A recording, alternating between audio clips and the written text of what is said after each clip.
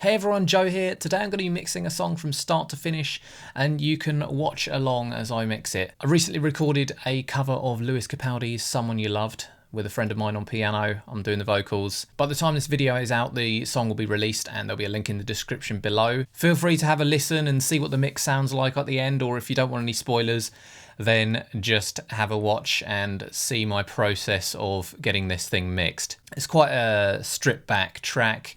All we've got is vocals, piano, and we've got some strings, violins, violas, and cellos. Quite a straightforward one, but it can be tricky when even in a straightforward track like this to mix.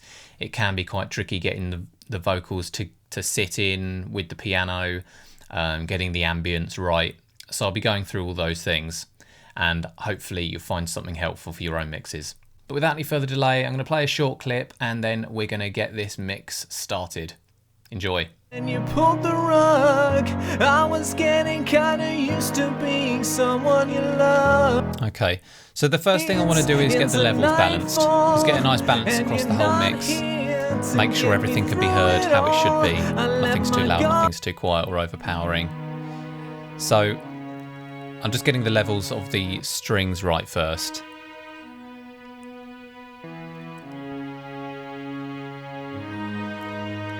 Bring the top strings down a little bit, especially that violin.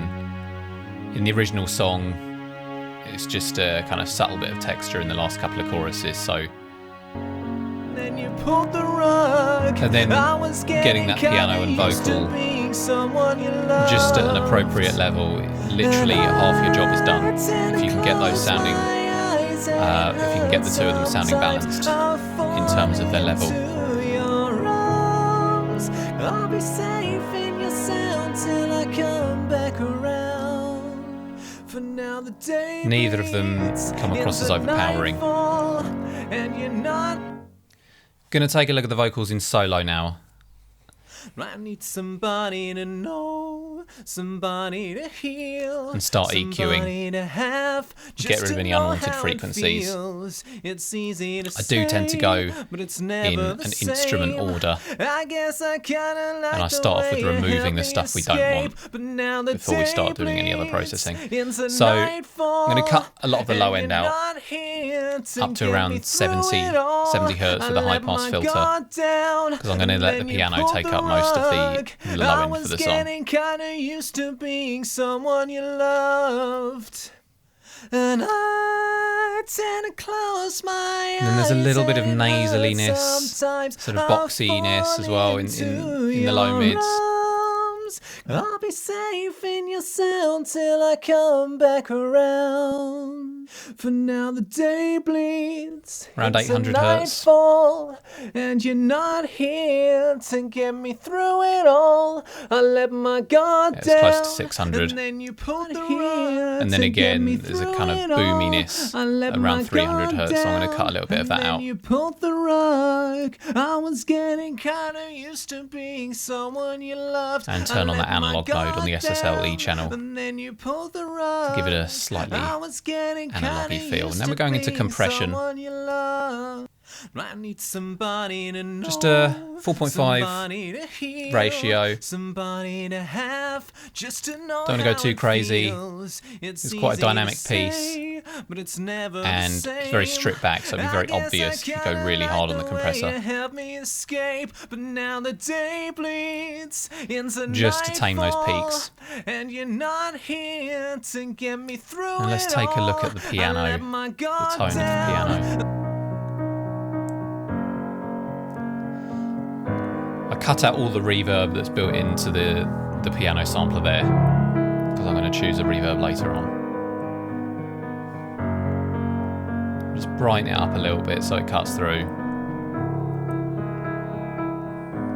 and flatten out the built-in EQ slightly, because we're going to slap that SSL channel on this one as well.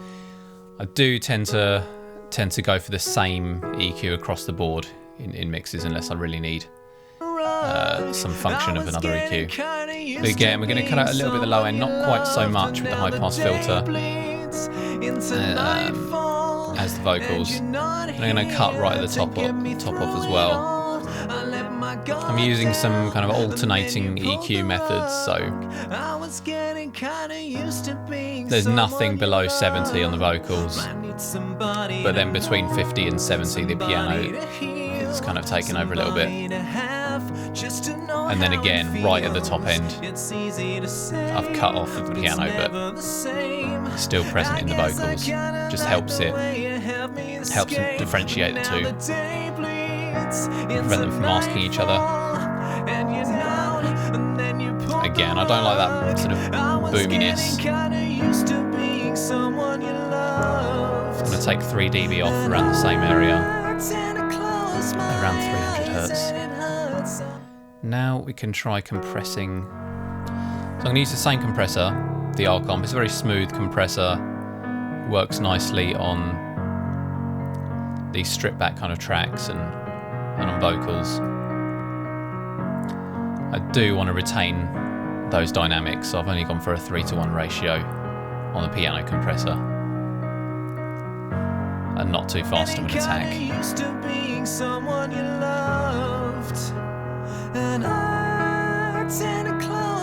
You get another EQ on after that compressor, brighten it up a little bit, brighten the piano up a little.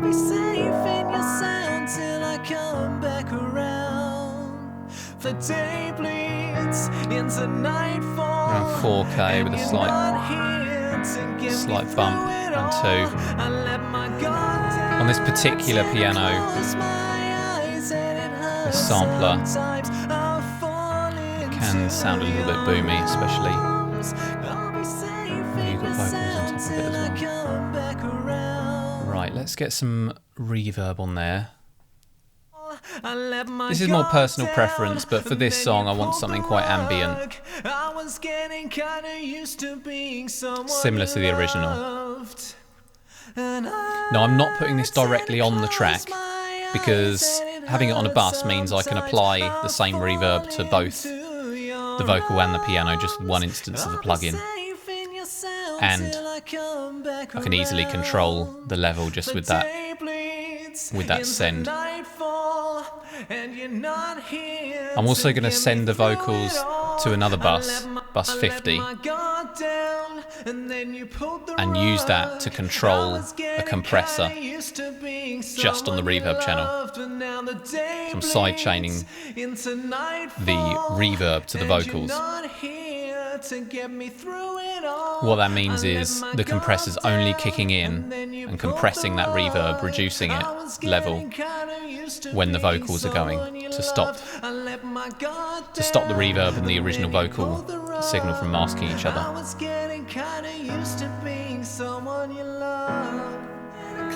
I tend to cut off some of the low and top end as well on the reverb itself, just to stop it from getting boomy and harsh on the top end. I'll get the same reverb now, just sending the piano to that church bus as well. And at this point, now I've done a basic mix of both the vocals and the piano. I just got a little bit of compression on the mix bus that everything is routed into, just to glue things together. Now we're just taking a look at the strings. Getting a multi-band compressor across the strings bus that's affecting all 3 tracks. And what this does is compress different parts of the frequency spectrum differently. So that if you're ending up with big swells of low end at certain points where, for example, the viola and the cello are playing together, you can compress those a little bit more than the rest of the frequency spectrum, which is what we've got here basically. The cello just kind of swells and it's a bit jarring. So I'm really going hard on the compressor, but as you see, it's only kicking in on that low end around 100 Hertz. And then I'm just EQing the strings individually. Again, high pass filters on all 3. We really don't need anything under 50 hertz, especially on this track. It just gets muddy.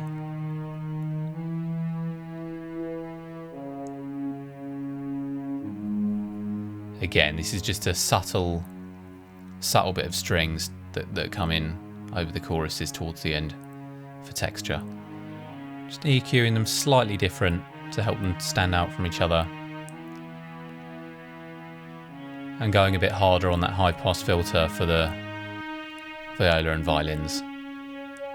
Because the cello's taking up gonna be doing most of the low end work for the strings. Not 100% convinced on the sound of that Renaissance reverb, so I'm going to try the H verb.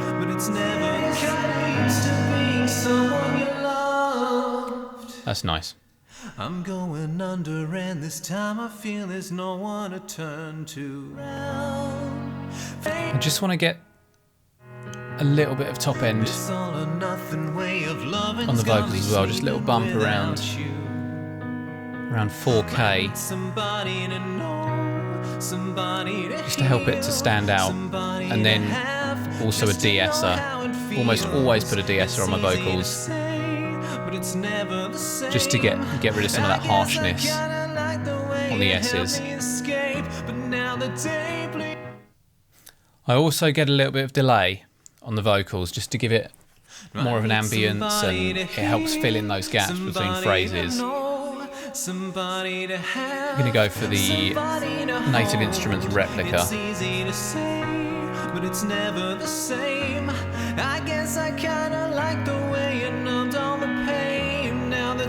Don't want it to be obvious what's happening here, it's just to give it a little bit of ambience.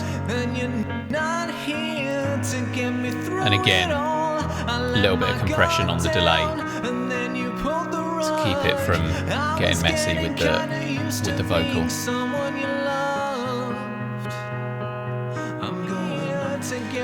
Now, the vocals are sounding good. I just need to add a little bit of thickness on there. I'm going to use a revival from Slate Digital. It's pretty much just a fancy EQ, but it just adds a little bit of smooth low end that goes on the vocal bus. Gonna have a look at the track from the beginning now. I'm pretty happy with the general mix of that. Just see if there's any other little tweaks we need to make. The whole thing sounds a little bit too compressed. It doesn't help that now we've increased the level slightly, the threshold's too low, but I decided to change to, again, the R compressor with my mix bus preset. It's just a really smooth compressor, and using the same plugins across the whole mix does help give a more kind of cohesive sound to the mix.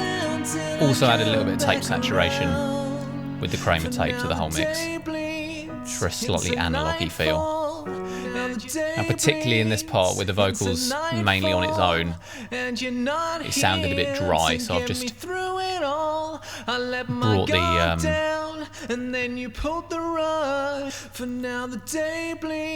the reverb up a little bit.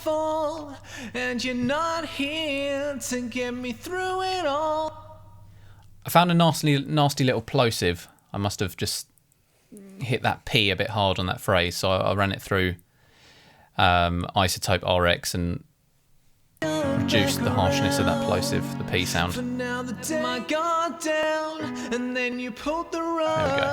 I was getting kinda used to being someone you loved, and now the day bleeds into nightfall, and you're not here to get... Okay, I'm happy with that mix. The only thing left to do would be to master it, just to get it ready for release.